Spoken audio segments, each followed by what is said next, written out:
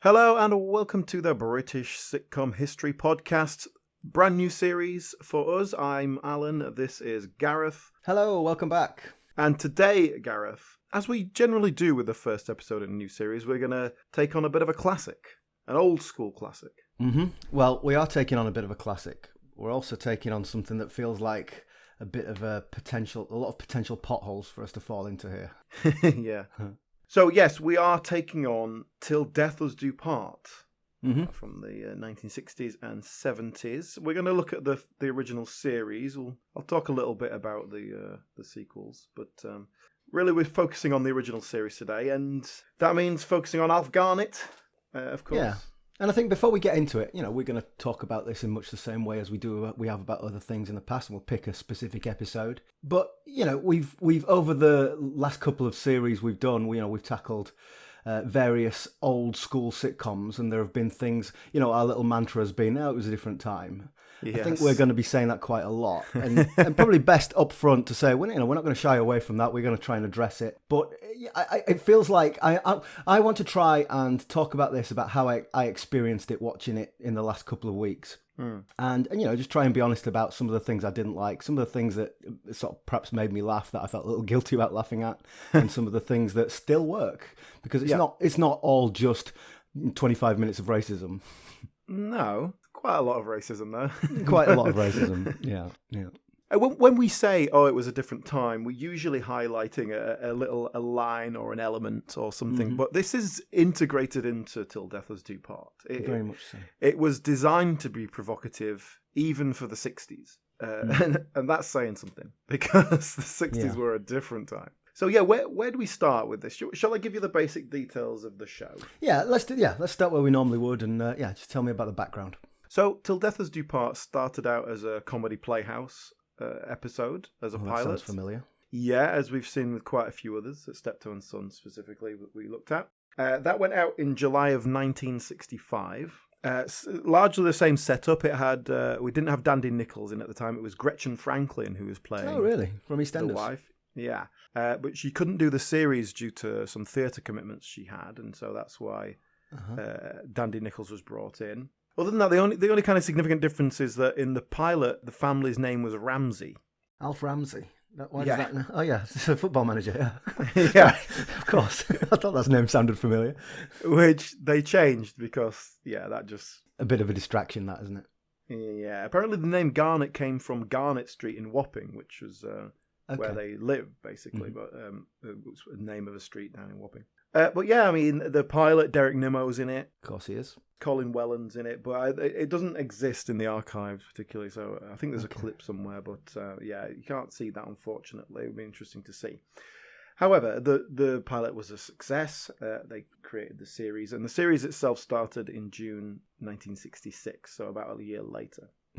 Closely followed by a second series and a third, and then there was a hiatus. Between 1968 and 72. I'll get into why that was. We'll talk about that a bit later. Right, we'll talk about that later. And then they kind of relaunched it in colour, and it ran for another few years. Well, that's something else we've come across before, isn't it? Exactly, yes. And its original run ended in December 75. And we'll talk later about what came after all that, but that original run of Till Death Us Do Part. So the 60s and the 70s, that's what we're actually talking about today. All right, well, tell us a little bit about the writer. So this was all written by Johnny Speight on his own, is that right? Yes. Now, Johnny Speight we mentioned quite a lot when we talked about Only Fools and Horses, and, well, when we talked about John Sullivan, specifically, who sort of saw him as an inspiration, as a working class kid who broke into the writing world. And it certainly seems to be the case. I couldn't specifically find out why he managed to break in to the BBC world, the Oxbridge world of BBC, really. He is... Okay. So what's his background? Working class, worked odd jobs, and then kind of wanted to write, and so wrote. Was he? Because I'm projecting Alf Garnett onto him. Was he from the East End, or is that you write what you know, don't you? Yes, he is from the East End. He's from West Ham, and worked a series of odd jobs, like nothing specific as a career by the sounds of it, just wanted to be a writer. And then started to get work in the 50s on radio, and he would have been in his 30s by then. So, he must have been doing something in the meantime. He worked with all the usual suspects, really, in radio, and then moved into TV when everyone else did. He wrote for Eric Sykes a lot. Mm-hmm. He wrote The Arthur Haynes Show, which was a huge hit. When was that? In the 50s, 60s? But like on TV. Wrote all of Arthur Haynes' stuff at that point. Worked with Spike Milligan a lot, Oh, we'll return to Spike Milligan, won't we? Oh, yeah. So kind of, he was just one of those in-house BBC writers, but he does stand out. In fact, he doesn't have the same background as a lot of the others. Yeah. But then you wouldn't necessarily say that his work stands out in that same sense because of that until Till Death Us Do Part, which was very much his breakthrough in terms of like, oh, this is your thing. So do you know how those comedy playhouses would have been commissioned? Would they go to a writer like Johnny Speight and say, we want a half-hour playhouse, write whatever you want? Or would they be more specific about what they were looking for? I actually don't know. It may have varied over the years. He was an in-house writer, so it was very possible they just went to him and said, what have you got? Yeah. And he could pitch something. And even if that was only like a treatment, then they would then go, okay, write it up for us. Well, based on what you're saying, that he's a working class kid, but that his work hadn't been out of the normal genre before, it sounds like this was the idea he was sitting on, and this was the opportunity to write it up. Yeah, and I've heard him say that the relationship between Alf and Mike has kind of formed around him and his dad, that kind of generational conflict. Yeah. So it feels like this is a bit more personal. Feels like this is a bit more like, it's coming from the East End. And certainly there was nothing like this on TV at the time. Not in sitcom circles. Like even Steptoe and Son, just was a contemporary. Even that's not quite the same. Because as we said when we talked about Steptoe and Son, they almost exist outside of society. Yeah. Whereas Alf Garnett and the family are very much part of working class London. Yeah, definitely. We see them in the pub, we see them at work, we see them interacting with the world, don't we? Yeah. Shall we get into the show itself? Yeah, go on then. Tell us which one we're going to watch. So the episode I've chosen to look at specifically in this show is called 3 Day Week. Mm-hmm. It's from series 5. I've got it down as episode 4, although sources do vary in terms of the original broadcast date, so I'm not 100% sure. We've come across that before, haven't we? Where they were broadcasting in a different order to what they might have appeared on the DVD, and who knows what's number 1, yeah, number 2, so I'm not 100% sure. I'm calling it series 5, episode 4, but it's 3 Day Week. It went out in February 1974. So this was during its second flush, really. And it's generally considered one of the best episodes, and that's why I wanted to look at it. I agree. I do think it's one of the best. Yeah. So let's start at the beginning.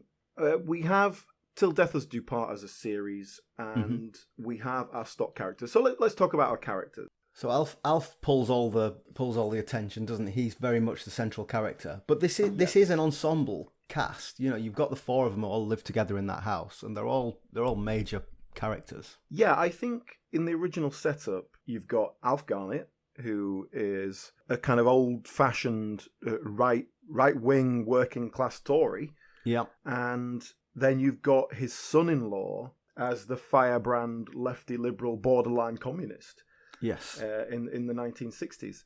That's the conflict. That's the main whole point of the show, really. Then you've got his daughter Rita, who is on the son's side, on Mike's side, but a little bit more sympathetic. And then you have Else, Alf's wife, who in the earlier series is very much a minor character. Doesn't say that much, doesn't speak up that much, but adds a real humanity to the family.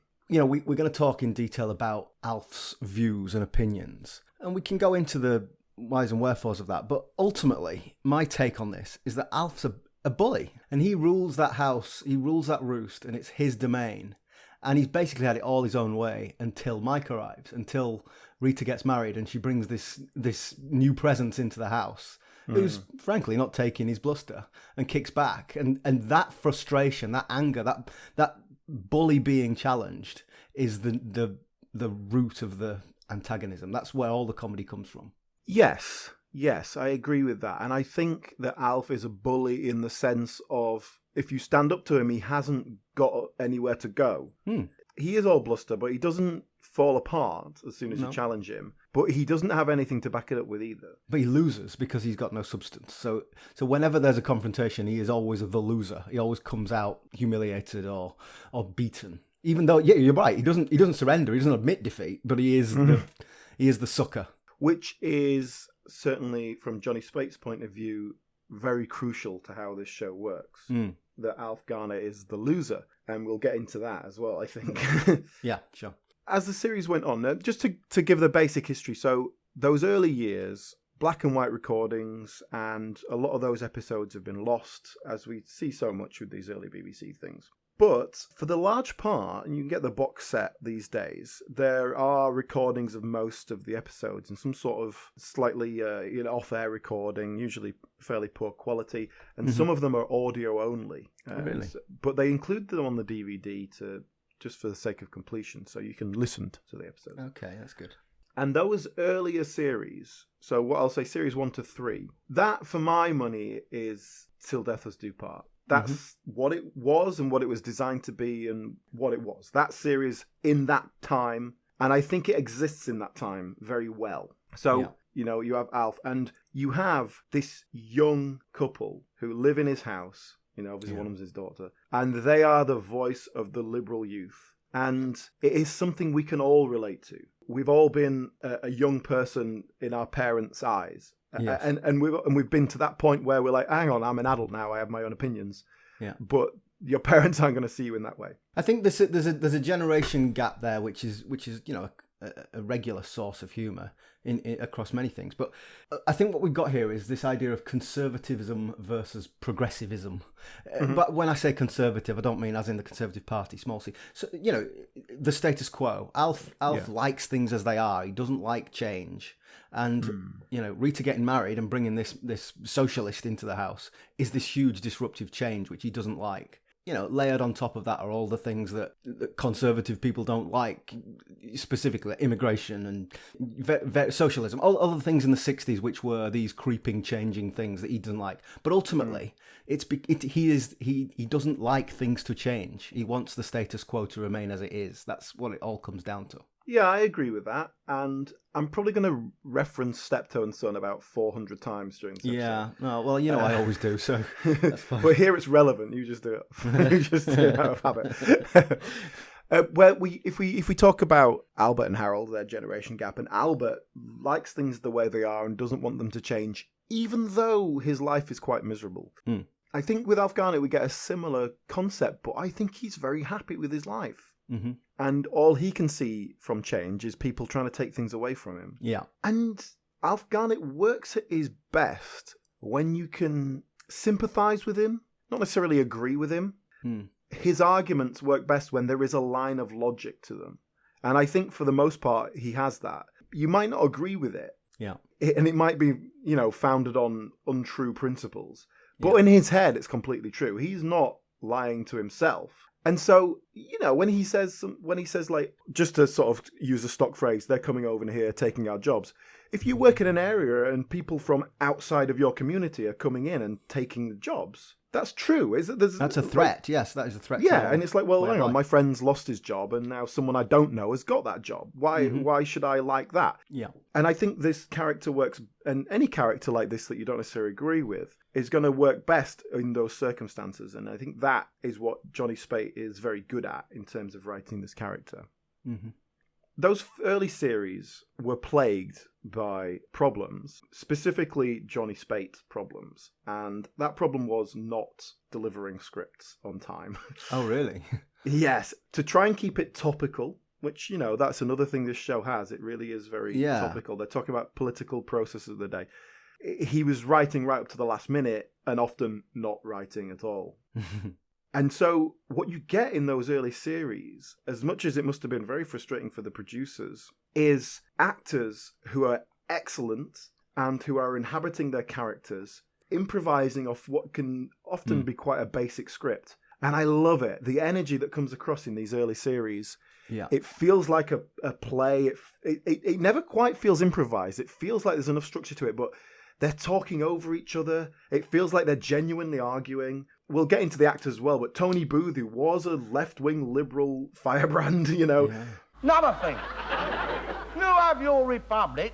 Who's going to be your president, eh? Not Harold Wilson. Oh, blimey, it's bad enough having him prime minister. Don't make the president of him. Oh, blimey. Look, he's pathetic, he is. He, Harold Wilson. Yeah. Sitting up... Shut up and listen, you might learn something. Sitting up there in that Downing Street with his Mac and his pipe, trying to behave like a gentleman. Pathetic. I mean, if anyone a bit decent called out to see him, someone with a bit of manners, someone with a bit of breeding, someone like Her Majesty, he wouldn't even know how to talk to her, he wouldn't. Yeah, what are you talking about? He talks to her every day. Yeah. Well, so he might, but it ain't of her choosing, is it? Because he ain't her type of Prime Minister, mate, is he? What are you talking about? Any type of Prime Minister's her type of Prime Minister. Look, if she had the vote, if they let her vote, mate, she wouldn't vote for him.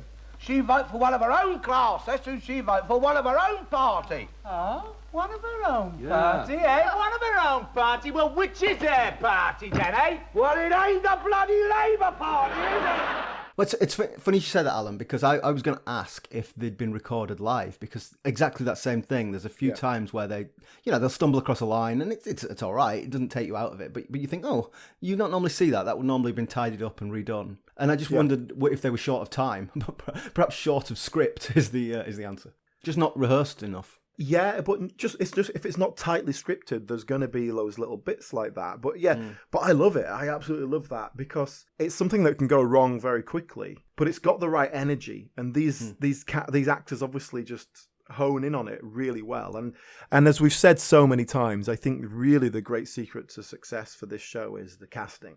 Yeah. You're making me think about Drop the Dead Donkey, 30 years later. Yeah. And there was, the way they would make that was they'd kind of have the storyline all written and then they'd drop in the topical bits. And that was sometimes a bit shonky and a little bit, it just felt a bit jarring. And it's exactly the same reason, I suppose. Well, series 2 of Till Death Us Do Part ended up getting cut short from the amount of episodes they were supposed to have just because the episodes weren't there. Right. And I think they attempted to, let's have a script. And then we'll have, look, here's a 2-minute chunk where you can drop in your topical bit and we'll just drop that in at the last minute. And I don't know if that quite worked how they wanted it to, but there was an attempt to do that. Yeah, that makes sense. I mean, with Johnny Speight, I can't say I know much about Johnny Speight, but I saw an interview with him. Not an interview exactly. There's a little clip from a kind of a late night debate show in the 60s, and they got a bunch of writers on to talk about writing. Right? Yeah. And legend has it that the topic they had for the show, something went awry or someone wasn't available or something, so they just went to the bar and rounded up a load of writers and got them to debate each other on the show on live TV, which that was telly in those days. Yeah, that's fine. But basically, there's just this little clip of Marty Feldman and Johnny Speight debate, going at each other. But they're not going at each other. Marty Feldman is trying to make a point, and Johnny Speight is just sort of ranting. Personally, I write what I think is funny myself, personally. If the others don't laugh, well, sod them, I'm not concerned with them. Johnny, look... I write what I think is funny. Yeah, but, if they don't... You have to do that. Yes, you said you liked Marriage Lines. Love, comedy... Listen, Johnny... Johnny... Marty, when you... Johnny, it's great. Johnny, comedy with... Johnny, for God's sake, love, you live on your talent, if you haven't got it, you'll die. John, comedy without an audience doesn't work, love, comedy depends on an audience, love, If nobody laughs... Oh, come on, love, It doesn't matter about the studio audience. It matters. If you have a studio audience, it matters about them, It's a criteria. You judge your comedy by the laughs you get. No, and I don't judge it. I judge how much I laugh. No. Well, come on, just say what you mean then, I'm saying what I mean, love. If you are writing in television, love, you're not working... this is not Ivory Tower, love. Wherever I write for myself. So that's my endearing image of Johnny Speight now, which is... Basically, the read I got from that was I've got my opinion and you're going to hear it. Right, okay. And that's how I feel about Alf Garnett. Yeah, and so I don't want to judge too much from this very short clip I've seen of him, but clearly that's in him. Sure, and I think Alf Garnett is his way of getting that out. And perhaps by taking on opinions that are not necessarily his own and are a bit more, perhaps that makes him feel better about being a character that is somewhat unpleasant. Yeah, I get you. Let's crack into our episode that we're actually going to look at today. 3-Day Week. Which was from Series 5 and went out in 1974. So this is fairly late on, but the revival of Till Death Us Do Part was well underway. by this point. Well, this is why I asked about the topicality, because the 3-day week was something that happened in, well, it was January and February 1974, but it only lasted a couple of months. And I was thinking, well, by the time this episode went out, it was probably all done with, and there'd been an election. But you're telling me that's not the case. This was in February 74, this went out, Right, yeah. It was right smack bang in the middle of all that, yeah. And interestingly enough, obviously we're talking about the political relevance of all this. Interestingly, in 1970, during that hiatus, Johnny Speight wrote an election special. Oh, okay. Called Up the Polls, and it's not quite an episode of Till Death Us Do Part, really, because it's just Alf Garnett in the pub. He's just voted and he's gone to the pub, and so he's hashing out things. And this went out on election night. It went out after the polls had closed. While they were waiting for the votes to be counted. Yeah, can you imagine doing something like that now? Like Al Murray, Well, just in the pub. Channel 4 do their election night thing, don't they? Where they have some comedians on. You got to fill the hours until Sunderland have counted their votes. So I watched that. I don't think it's considered an official episode because it's not on the box set, but I found a sort of a dodgy copy of it. And it's Eric Sykes and Spike Milligan are in it. Guess what character Spike Milligan's playing? Well, we're going to see in some of these episodes Spike Milligan twice appearing as a Pakistani character. Yeah. Browned up. So is that the case? Yes, it is. Yes. So in that special, you've got Alf Garnett, then you've got Eric Sykes there as a kind of a slightly more moderate voice, and then Spike Milligan as the outsider who's trying to make his voice heard.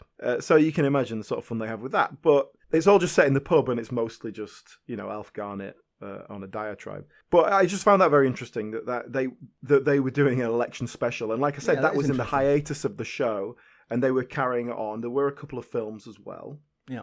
Yeah, one of which is called Till Death Us Do Part. And the first one is very much let's take these characters and put them into a feature-length scenario. And please don't tell me they go on holiday. It actually is done very well, actually. I think this is one of the better ones of those kinds of films, as we've discussed them before. And I do suspect that we'll end up discussing this as a bonus episode, so I won't go into too much detail. But the first half of the film is a prequel set during the war, which makes sense when your actor is 20 years younger than the character. Like, let's use that. And so it's set during the war, and they have Rita, like they have to have a child like during the Blitz, it's that sort of thing. Yeah. But so that's very interesting. And then it jumps forward to modern day, and Mike and Rita are there, and like they're going to get married and all this sort of stuff.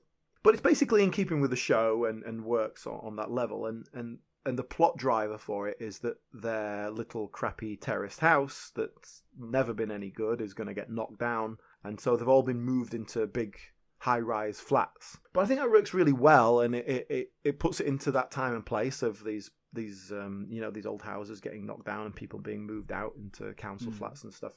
That's never acknowledged in the show. They never. I was going to say that's so their house is knocked down, but then in the 70s of the series they go back to it.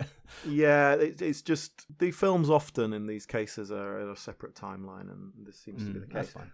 But then they did a second film in 1972, so again before the show came back, and it's called The Alf Garnett Saga. And it actually picks up where the first left off in the sense that they're living in this high-rise flat and they're kind of dealing with that. But the second film is, and this isn't just my take on it, this is generally accepted, a completely bizarre, out of the sense of the world.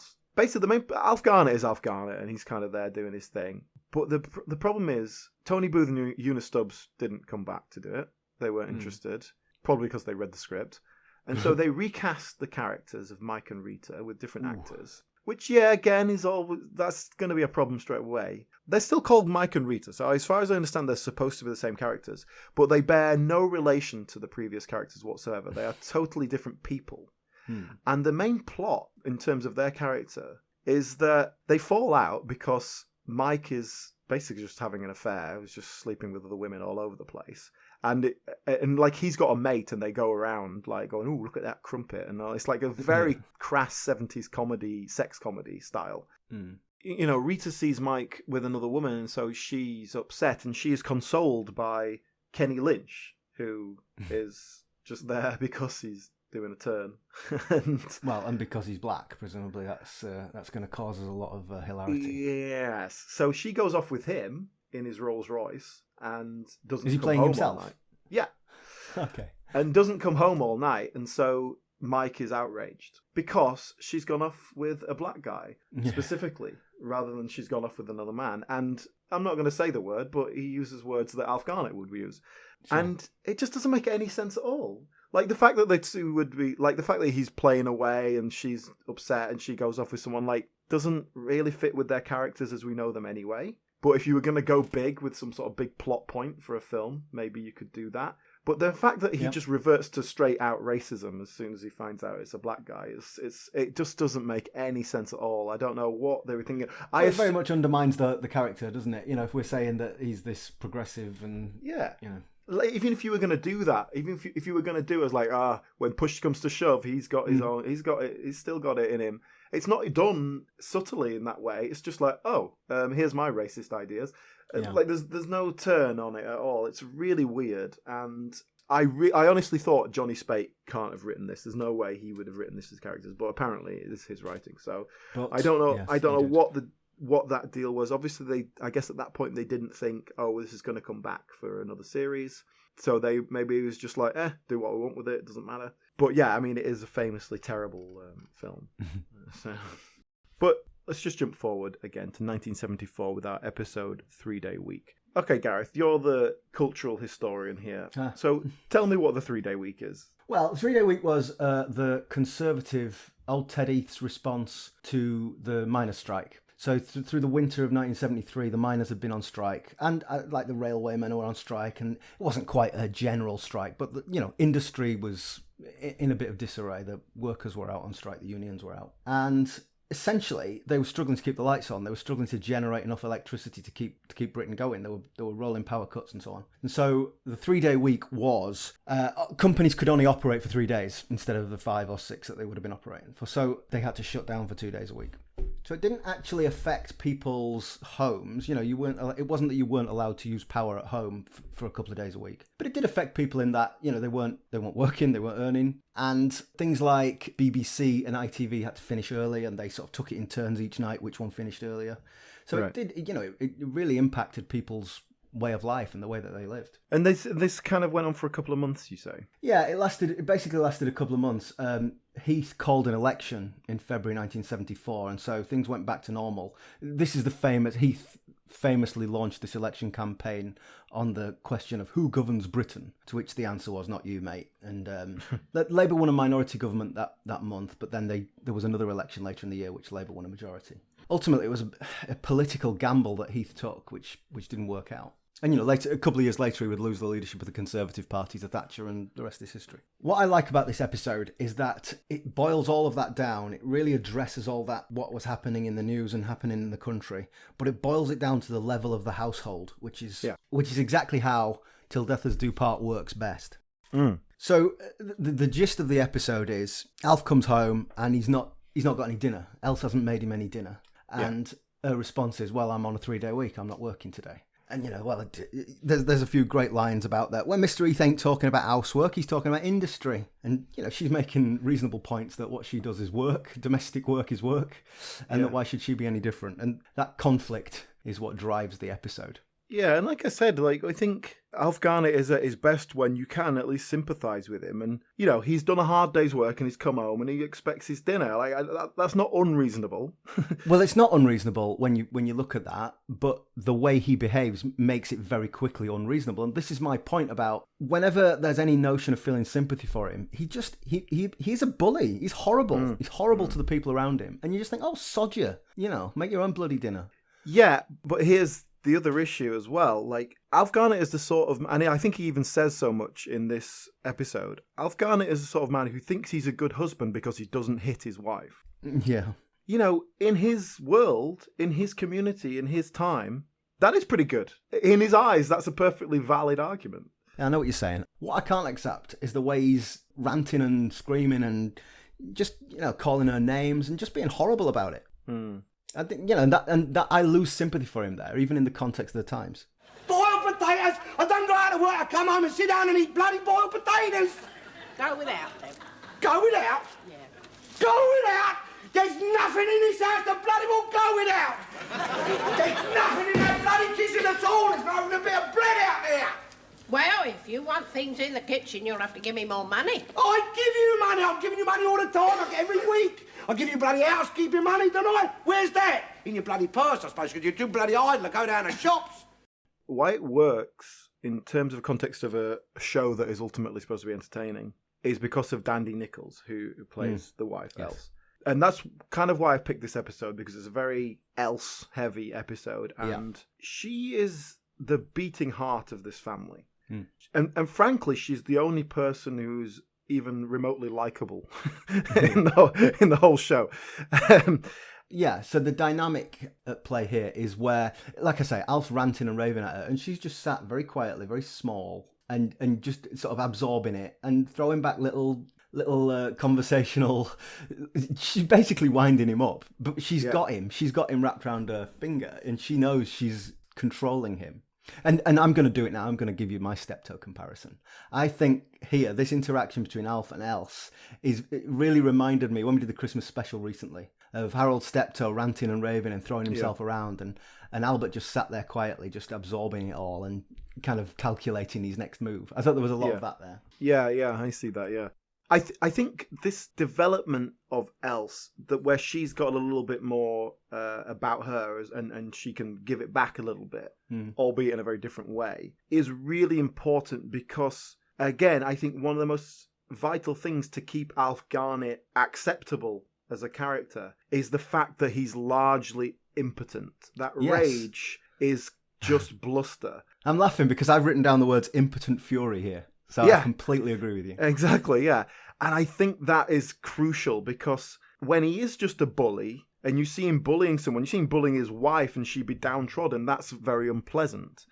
And it's the same when he's being racist or bigoted in some other way. It's crucial that it's shown that he has no real power. Yeah. And I think if we want to start talking about how the show doesn't quite get that balance right and why you look at it today and go, oh, gosh.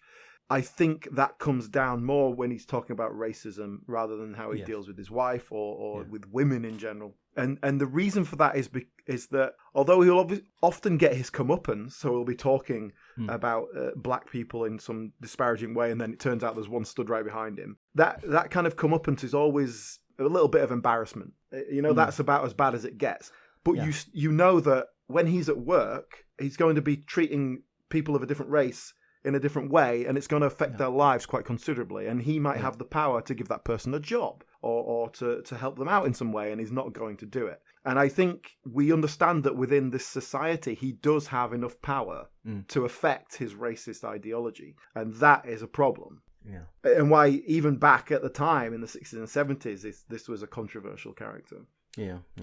I'll tell you what, before we go on any further, let's just jump back to Dandy Nichols. Tell me a little bit more about Dandy Nichols, because I really don't know her from anything other than this. I think that's probably fair. She was someone who started out acting, just as a hobby and actually got spotted by someone in an amateur production and they offered her a job in a repertory theatre, so she took it. And this would have been back in the 30s. She was born in 1907. Took a break from it during the war, as so many did. But then after that, just eked out a living, really. Just small roles in British films, a little bit of TV work, a little bit of theatre work.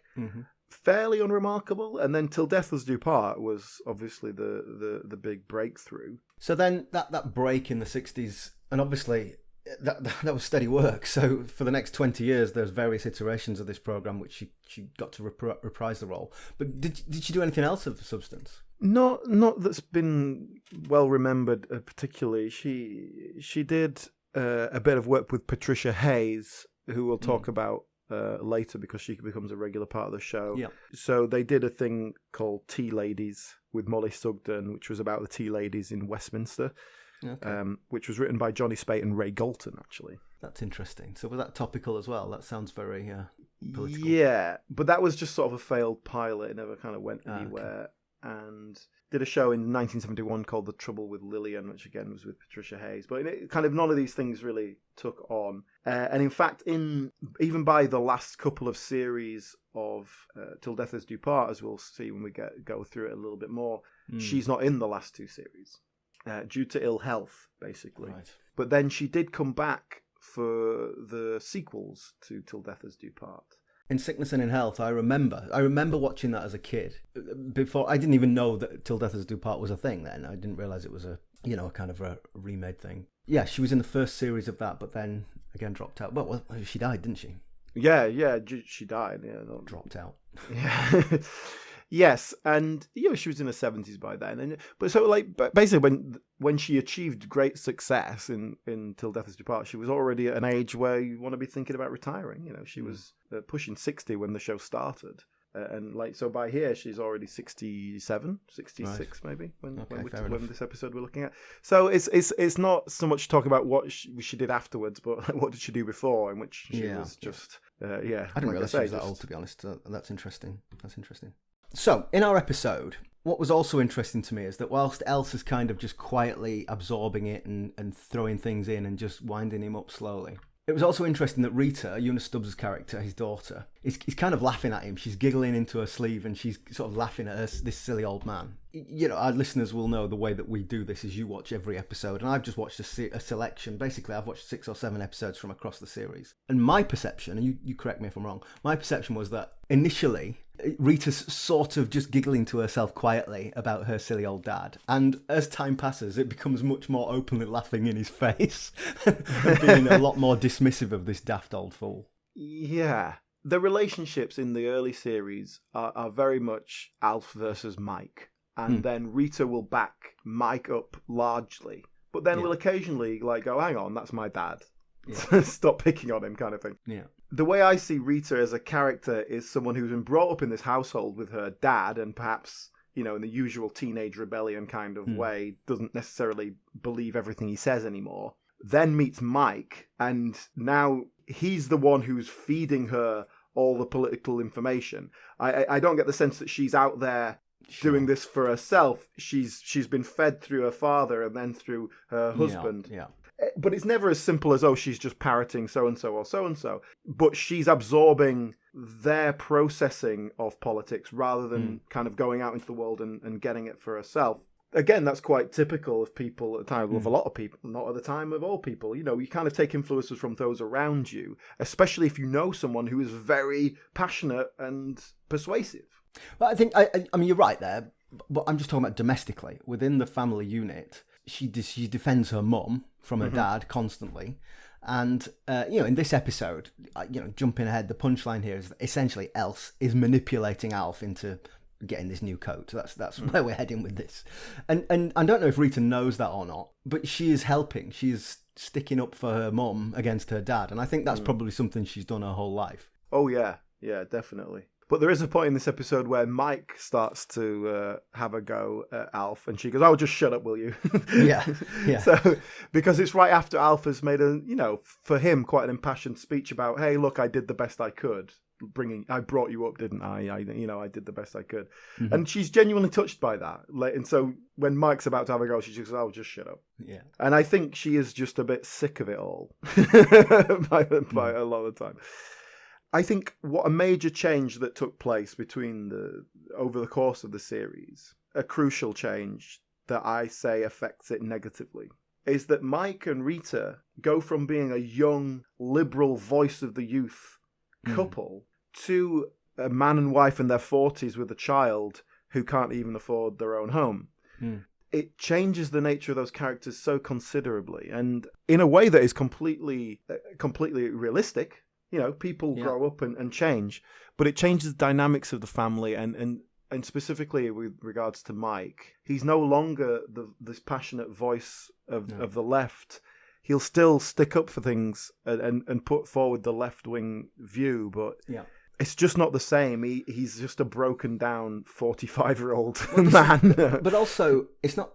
Also domestically, so we're talking about larger politics, but domestically, whereas in the early series, Alf and Else represent this old-fashioned husband and wife, and they're this new young couple. You know, it's the 60s, and they've got this new relationship. Whereas later on, you know, he's going to the pub with Alf and getting drunk and coming home drunk. She's sat there. Rita is sat there sewing for him, and you're like, well, actually, are they just turning into Alf and Else here? And is that the curse that befalls all young idealistic people? But that's it. And if it felt like that was being deliberately written into it, I could probably praise it quite highly. But I don't think that is the case. I think, to be perfectly honest with you, I think a large part of it was that Tony Booth had lost his passion for the whole thing. Not necessarily for left-wing politics, but for this show and for this character. Okay. What makes you say that? Because, like I say, those early episodes, the actors bring so much to it. No matter how good Johnny Speight's writing is, there was a lot of improvisation, and Tony Booth, basically not that dissimilar from Mike, from all accounts. And he's got older. He's got lots of kids by this point, like in real life. Yeah. And maybe he's just not got that passion, that spark anymore. And also maybe he just feels like the writing isn't serving the character as much. Certainly, if this is what we're getting in the script, Mike does not stand up and be counted as much anymore.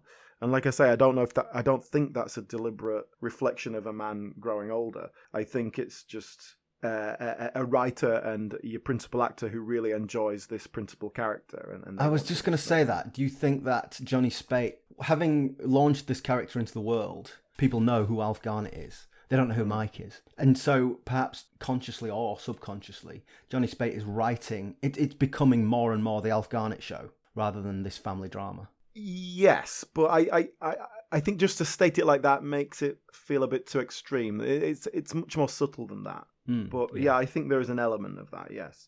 Yeah, okay. Well, tell you what, whilst we're on the subject then, tell me a bit more about Tony Booth. Other than this, the only thing I know about him is that it was Sherry Blair's dad.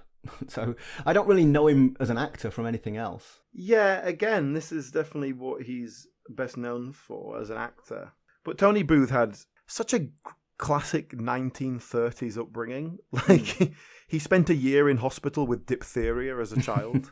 That just feels like such a different time. Yeah. But yeah, he was a working class lad from Liverpool, you know, it's as you expect. Yeah.